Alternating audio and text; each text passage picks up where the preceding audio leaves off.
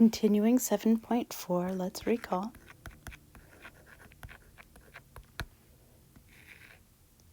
That the unit vector in the direction of v, the unit vector in the direction of v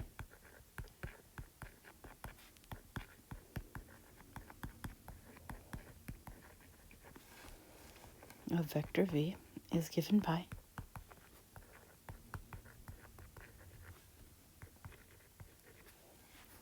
v divided by the magnitude of v. Okay, and it has magnitude 1, right?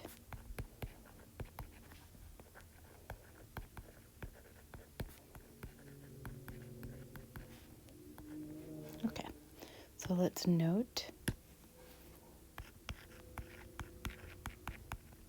that a unit vector imparts direction. So a unit vector, pardon me, a unit vector imparts direction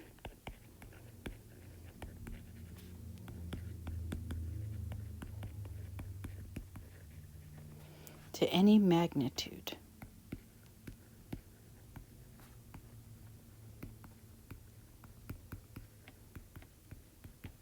So that is, i.e., it est for a magnitude,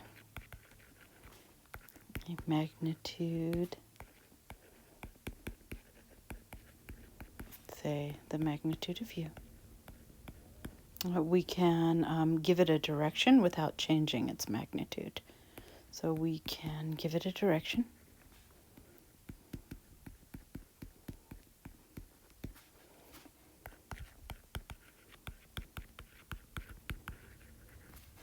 Without changing its magnitude.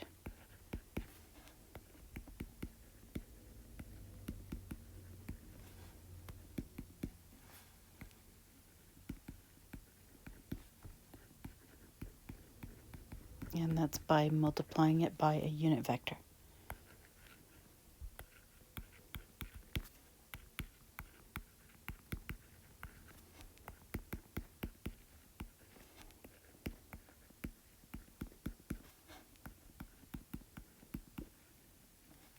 Okay. So that is, let's say I had the magnitude of u. And I multiply it by a unit vector. Well, this could be written as the magnitude of u divided by the magnitude of v, which is, both of which are just real numbers. And I multiply it by some v. So what I'm saying is that this quotient here, oh boy, that's terrible. This quotient here can be thought of as some scalar, some constant, k, times vector v, where, of course, k is just some real number. Okay, so let's consider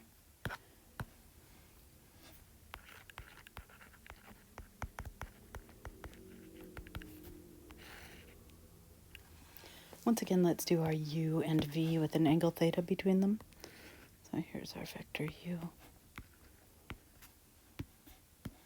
Here's our vector v. And let's have an angle theta be between them. Okay, so once again, I'm going to consider the projection down onto v at a 90-degree angle.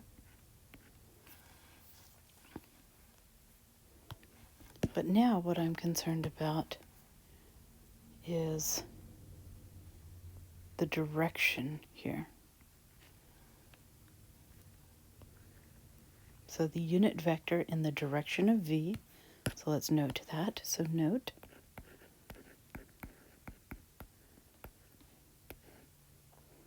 so the unit vector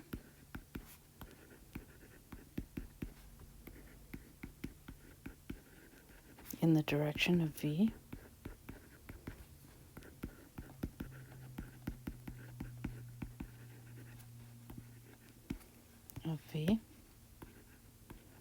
is given by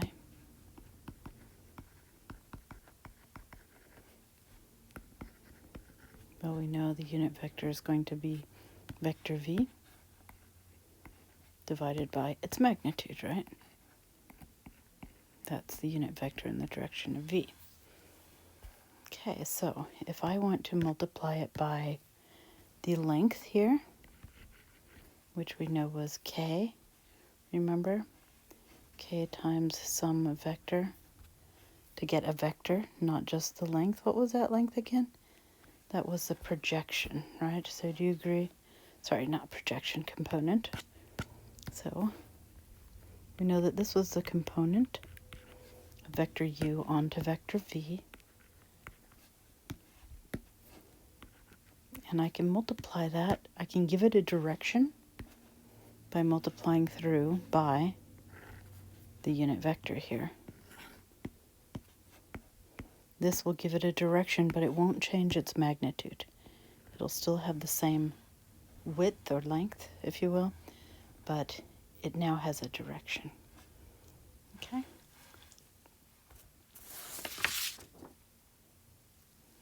So definition. What have I just created? Instead of just a scalar, I've created a vector. So definition.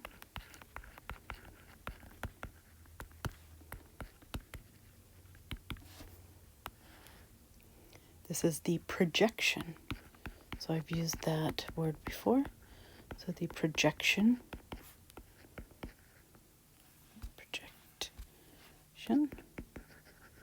of vector u onto vector v is now a vector. It's not just a number. So is the vector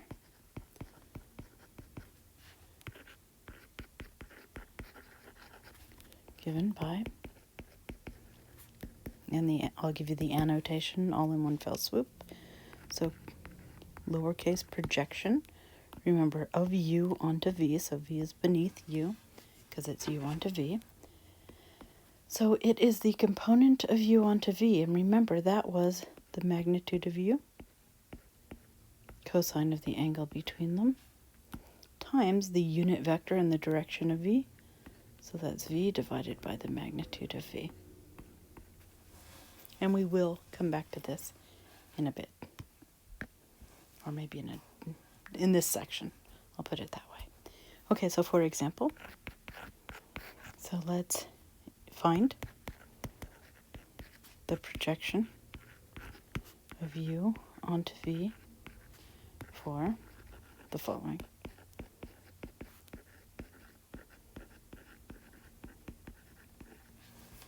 Should I just bring that down? No, that's okay. I guess I can write it here. So number one, let's say we have that vector u is 3, 3 root 3. And vector v is root 3, 1. Okay, so we have vector u. I'll rewrite it. U is 3, 3 root 3. And vector v is root 3, 1.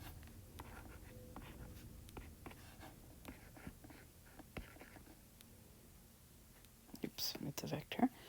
Need to put my angle brackets. Root 3, 1. Okay, what I'd like to note before I go on, what's interesting is that the magnitude, if I take u, vector u,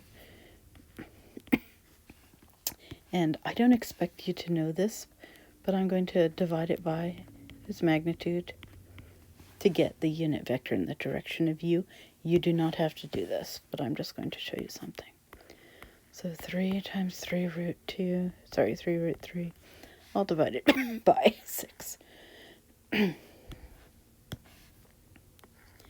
how did I know that the magnitude of u was 6? Well, because 3 over 6 is 1/2, and 3 root 3 over 6 is root 3 over 2, and that's on the unit circle. So without doing any work, I knew that's what I needed. I needed to divide by 6 to be a unit vector. Same with v. So let's go ahead and divide v by his magnitude. Looks like I need a 2 in the denominator there. So I'm just going to go ahead and take v and divide it by 2. So I bet that's its magnitude without doing any work. Because the result should be on the unit circle. Root 3 over 2, comma 1/2, and it is. Okay, which is nice, because now I know that the angle at which, let's call it phi is going to be 1/2, comma root 3 over 2, that's pi over 6. Sorry, pi over 3, 60 degrees. And let's call this guy psi for this, the angle at v. So root 3 over 2, comma 1/2, that's pi over 6, right? So the difference between them, theta, how far away is 30 degrees from 60 degrees? It's 30 degrees. So the theta in this case is 30 degrees or pi over 6. So I could have plot these both, but I just wanted to show you a different way to go ahead and do these. Okay, so now let's finally get to the question, which is the projection of vector u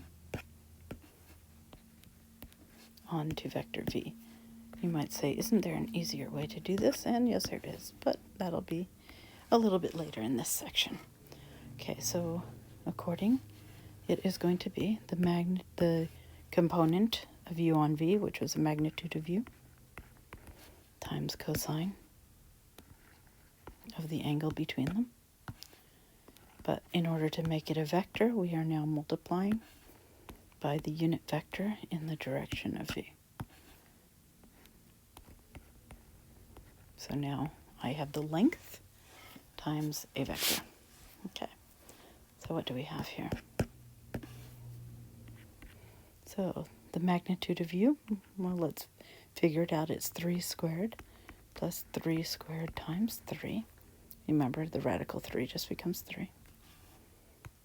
I'm going to go ahead and divide this by the magnitude of v. I'll put that over there, which is going to be root 3 squared, which is 3 plus 1 squared. Then I'll have cosine of the angle between them, and the angle between them was 30 degrees or pi over 6.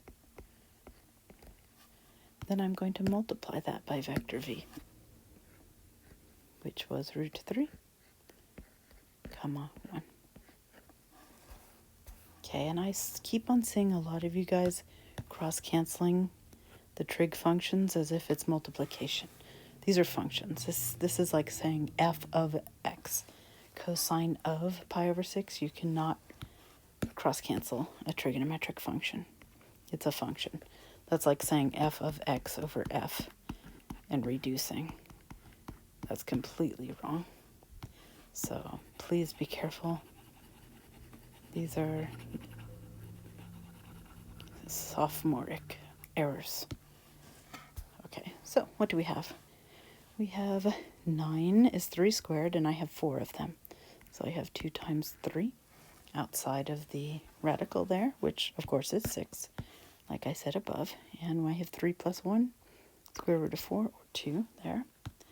Cosine of pi over 6 is root 3 over 2, because it's a long guy. And we still have our vector v, root 3, comma 1. Right, cosine of pi over 6 is a number we cannot reduce. Sorry, cosine. So the 2's reduce here. And what's left is 3 root 3 over 2. Let me move down one line here. Oops, no, that's not what I wanted to do. So 3 times the square root of 3 all over 2 times this vector. And I can either push that constant inside the vector or just leave it. I think I'm just going to leave it. Okay, so let's do another one. Subscript number 2. So let's say we're given that u is 2 comma 2. And that v is 3 comma 0. And actually, let me put this beside it over here. And let's color code again. So let's have U be in blue. So I think I'll plot them this time instead of doing the same analysis I did above. Okay, so let's go ahead and plot these. So let's note. And this is all just to find the angle between them before I start. If only there was an easier way to do this. Okay.